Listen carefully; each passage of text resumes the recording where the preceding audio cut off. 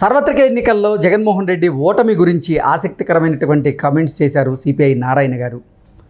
మొన్న జరిగినటువంటి ఎన్నికల్లో జగన్మోహన్ రెడ్డి ఓడిపోవడానికి మోదీ కారణమని, జగన్మోహన్ రెడ్డి బీజేపీకి అనుకూలమో వ్యతిరేకమో అనేది స్పష్టమైనటువంటి వైఖరిని ఆయన బయటికి చెప్పలేదు, అందుకే ఆయన ఓడిపోవాల్సి వచ్చింది అంటూ సిపిఐ నారాయణ కొన్ని వ్యాఖ్యలు చేసినటువంటి నేపథ్యంలో వీటి మీద మనం విశ్లేషణ చేసుకునేటువంటి ప్రయత్నం చేద్దాం. ప్రస్తుతం మనతో పాటు ఉన్నారు ప్రముఖ రాజకీయ విశ్లేషకులు అంకమరావు గారు. సార్తో మాట్లాడదాం. సార్ నమస్తే. సార్, జగన్మోహన్ రెడ్డి ఓటమికి మోదీ కారణమని, మొన్న జరిగినటువంటి ఎన్నికల్లో జగన్మోహన్ రెడ్డి అసలు భారతీయ జనతా పార్టీకి అనుకూలమో వ్యతిరేకమో అనేది ఒక స్పష్టమైనటువంటి వైఖరి ఆయన ప్రదర్శించలేదు, అందుకే ఆయన ఓటమి పాలయ్యారు అంటూ కూడా సిపిఐ నారాయణ గారు కొన్ని వ్యాఖ్యలు చేయడం జరిగింది. ఆయన వ్యాఖ్యలను ఎలా చూడాలి సార్? పెద్దవారు నారాయణ గారు రాజకీయ అనుభవజ్ఞులు, భారతీయ జనతా పార్టీ వ్యతిరేక విధానాలతోటి ముందుకెళ్తూ ఉంటారు. ఆయన కొన్ని విషయాల్లో కుండబద్ద కొట్టినట్టు మాట్లాడుతూ ఉంటారు. ఇక్కడ జగన్మోహన్ రెడ్డి గారు భారతీయ జనతా పార్టీకి అనుకూలమా వ్యతిరేకమా అనే దాన్ని తీసి పక్కన పడేస్తే రాష్ట్ర ప్రజలకు వ్యతిరేకమైన నిర్ణయంతో రాష్ట్ర ప్రజలు ఓడించారు. ఇది ఒకటి అర్థం చేసుకోవాలి. మోడీ గారితో కలిసి పనిచేసిన ఆయన ఇట్లానే ఓడించేవాడు. ప్రజలు ఒక నిర్ణయానికి వచ్చున్నారు. ఇక్కడ మోడీ గారికి వ్యతిరేకం అనుకూలం అనే నిర్ణయాలు అనేది ప్రజలు భావించాల. ఓకే, జగన్మోహన్ రెడ్డి గారికి వ్యతిరేకం ఎవరు, అనుకూలం ఎవరు? వ్యతిరేకంగా ఉన్నారు కాబట్టి భారతీయ జనతా పార్టీకి జనసేన పార్టీ, తెలుగుదేశం పార్టీ మూడు కూటమిగా ఏర్పడ్డాయి కాబట్టి అక్కడ అభ్యర్థులు కానీ లేకపోతే గుర్తులు కానీ చూడకుండా ఈ 164 స్థానాల్లో సహజంగానే అధిక స్థానాలు వచ్చేవి. ఇంకా 164 స్థానాలు రావడానికి కారణం ఏంటంటే జగన్మోహన్ రెడ్డి గారు అనే వ్యక్తి కాకుండా మిగిలిన వాళ్ళు ఎవరైనా పర్లేదని చెప్పి ప్రజలు భావించడం వల్ల అది మర్చిపోతున్నారు నారాయణ గారు. ఆ మాట ఆయనకి తెలుసు. మరి అంటే భారతీయ జనతా పార్టీతో కలవపోయినందువల్ల ఓడిపోతున్నారని ఆయన వ్యక్తం చేస్తున్నారు. అంటే అట్లాని కాదు, అసలు స్పష్టమైనటువంటి వైఖరిని తెలియజేయలేదు జగన్మోహన్ రెడ్డి. అసలు భారతీయ జనతా పార్టీతో వారు ఉన్నట్లా లేనట్లా అనేది జనాలకు కూడా అర్థం కాలేదు. వీరు కూడా వైకాపా నాయకులు కూడా ఒక స్పష్టమైనటువంటి నిర్ణయం జనాలకి తెలియజేయలేదు అన్నట్లుగా ఆయన మాట్లాడుతూ ఉన్నారు. భారతీయ జనతా పార్టీతో ఉన్నారు అని చెప్పి భారతీయ జనతా పార్టీ మీద వ్యతిరేకత వచ్చిందని చెప్పని భారతీయ జనతా పార్టీ వాడు భావించబట్టే దాంట్లోంచి బయటపడటానికి తెలుగుదేశం పార్టీతో కలిశారనేది వాస్తవం. ప్రజల్లో ఉన్నటువంటి వ్యతిరేకతని ముందుగా పసిగట్టింది వాళ్లే. ఇంత తీవ్రంగా ఉంది. అలాగే భారతీయ జనతా పార్టీ వాళ్ళు రాకతలికి జనసేన తెలుగుదేశం పార్టీ కలిసి ప్రయాణం చేయాలని నిర్ణయానికి వచ్చారు. అప్పటికే వాళ్ళకు ఒక నిర్ణయం వచ్చింది, 165 నుంచి 170 స్థానాల దాకా వీళ్ళు గెలవబోతున్నారని. వాళ్ళు వచ్చి కలిశారు. అప్పుడు ఒకవేళ ఈయన కలుస్తా ఉన్నా కూడా వాళ్ళు సిద్ధంగా లేరు అక్కడ. ఓకే, వ్యతిరేకం అనుకోవడం అనేది తర్వాత విషయం. ప్రజల అభిప్రాయం ఎలా ఉందని వాళ్ళు గుర్తించారు కాబట్టి వాళ్ళకున్న సమాచారం ప్రకారమే ఇక ప్రభుత్వం ఘోరాధిఘోరంగా ఓడిపోబోతుంది.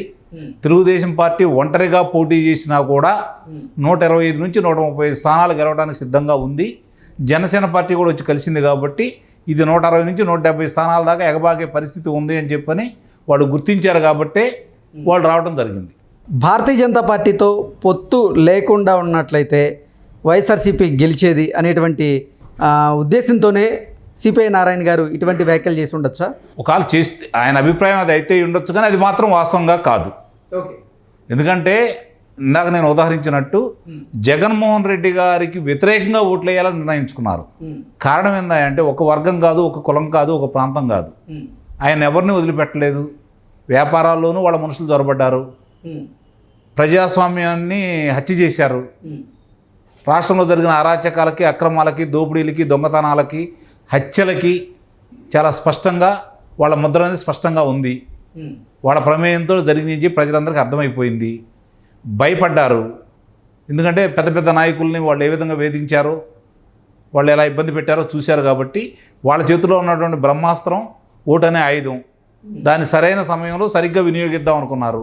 2023లో తొందరపడి ముందే కూసింది కోయిల. శాసనమండలి ఎన్నికల్లో ముగ్గురిని గెలిపించారు.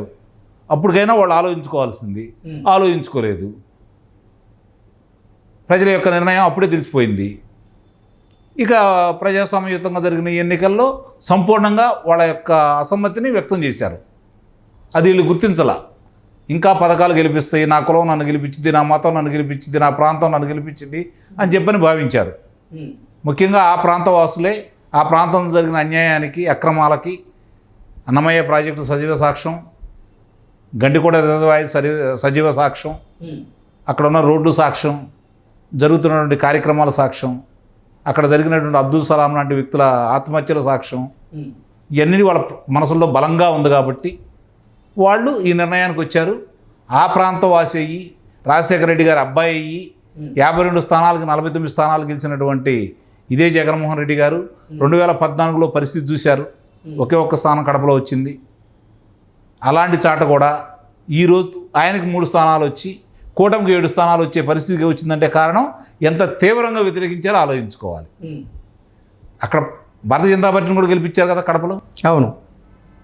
జనసేన పార్టీని కూడా గెలిపించారు కదా. నిన్ను మాత్రం ఓడిచ్చారు కదా. కారణం ఏంటి? ప్రజల్లో ఉన్నటువంటి బలమైన కోరిక జగన్మోహన్ రెడ్డి గారు తిరిగి అధికారంలో రాకూడదు. తన భవిష్యత్తే కాదు, తన బిడ్డల భవిష్యత్తు కూడా ఆలోచించారు ప్రజలు. రేపు రాబోయే తరాల భవిష్యత్తు గురించి ఆలోచించారు. ఇప్పుడు ఆంధ్ర రాష్ట్ర ఈ దుస్థితికి కారణం ఏందని చెప్పి ఒక నిర్ణయానికి వచ్చిన తర్వాతే దానికి రెండో వాళ్ళు భారతీయ జనతా పార్టీ కూడా కారణమని అంత ముందాక భావించిన మాట వాస్తవం ప్రజలు. ఎందుకంటే జగన్మోహన్ రెడ్డి గారికి సహకరిస్తున్నారు కాబట్టి. అంటే జగన్మోహన్ రెడ్డి మళ్ళీ అధికారంలోకి వస్తే ఆంధ్ర రాష్ట్రం అంధకారంలోకి వెళ్ళడం ఖాయమని భావించారు. అందుకే ఇక చాలామంది గ్రామాలు పట్టణాలు వదిలిపెట్టి మనం వలస పక్షుల్లాగా వెళ్ళిపోవాలని భావనకు వచ్చారు కాబట్టి ఈరోజు ఈ ఫలితాలు వచ్చినాయి. జగన్మోహన్ రెడ్డి గారు మళ్ళంటూ వస్తే ఆంధ్ర రాష్ట్రం అనేది, ఆంధ్రప్రదేశ్ అనేది భారతదేశ చిత్రపటంలో తొలగించాల్సి వచ్చిందనే భావన వచ్చింది వాళ్ళకి. ఓకే. అంత ఘోరాది ఘోరమైన పాలన జరిగిందని వాళ్ళు భావించారు కాబట్టి ఆయనకి ఈ విధంగా 11 స్థానాలకి పరిమితం చేశారు. ఇది మాత్రం వాస్తవం. కూటమి ప్రభుత్వం కొలువుదీరిన తర్వాత ఆంధ్రప్రదేశ్లో అంటే గతంలో జగన్మోహన్ రెడ్డి పాలనలో జరిగినటువంటి అవినీతి అవకతవకలు, ఏ శాఖల్లో అవినీతి జరిగింది, ఏ శాఖల్లో అవకతవకలు జరిగాయి అనేది కూడా ఒక్కొక్కటిగా బయటకు వస్తూ ఉన్నాయి. మంత్రులు చేసినటువంటి భారీ అవినీతి స్కామ్లు ఒక్కొక్కటిగా బయటకు వస్తున్నటువంటి నేపథ్యంలో ఏంటి అసలు వైఎస్ఆర్సీపీకి సంబంధించినటువంటి మినిస్టర్లు ఎవరెవరు జైలు బాట పట్టే అవకాశం ఉంది అంటే ఏం చెప్తారు సార్?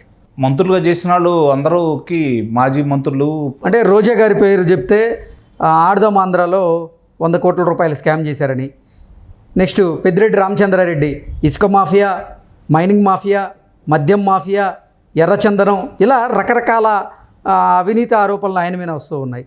కొడాలి నాని గారి విషయంలో ఆయన సివిల్ సప్లైస్ మంత్రిగా ఉన్నప్పుడు బియ్యానికి సంబంధించి రేషన్ మాఫియాకి సంబంధించి అవకతవకలు బయటకు వస్తూ ఉన్నాయి.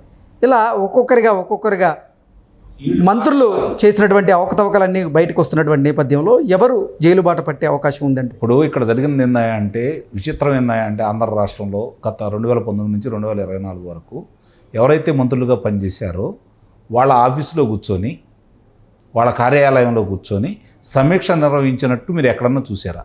ఏ ఒక్క మంత్రి అయినా సరే ఇది నా శాఖ, నా శాఖలో జరిగిన పురోగతి ఇది, నా శాఖలో జరుగుతున్నటువంటి అభివృద్ధి ఇది, నేను శాఖాపరంగా తీసుకోవటువంటి చర్యలు ఇవి, ఇవన్నీ దృష్టిలో పెట్టుకుని ఎక్కడన్నా జరిగిందా? జరగలేదు కదా. అంటే వాళ్ళు నిమిత్త మాత్రులు. వేరే వాళ్ళు వీళ్ళని రోబోల్లాగా మీరు ఈ పని చేయండి, ఈ సమయానికి వచ్చేసి ఇక్కడ సంతకాలు పెట్టండి, లేకపోతే మేము చెప్తున్నాము దీని గురించి పత్రికా విలేకరులకో లేకపోతే ప్రసార మాధ్యమాలకో మీరు చెప్పండి అని చెప్తే వాళ్ళు చెప్పారే తప్ప మిగిలిన ఏంటి వాళ్ళకి తెలియదు కదా. శాఖాపరమైన చర్చలు కానీ శాఖాపరం గురించి కానీ ఎక్కడ మాట్లాడింది లేదు కదా. కాబట్టి వాళ్ళకేం తెలుసు? చేసిందంతా వేరే వాళ్ళు, పాత్రదారులు సంతకం పెట్టమంటే పెట్టారు. ఇప్పుడు రేపొద్దున ఇబ్బందులు పడేది కూడా వాళ్ళే. రేపొద్దున అవన్నీ బయటకు వచ్చిన తర్వాత వాళ్ళు వీళ్ళని లేదు, అందరికీ దీంట్లో అన్ని శాఖల్లో జరిగిన అవినీతి మొత్తం బయటకు వస్తుంది. దానికి సంబంధించిన అధికారులు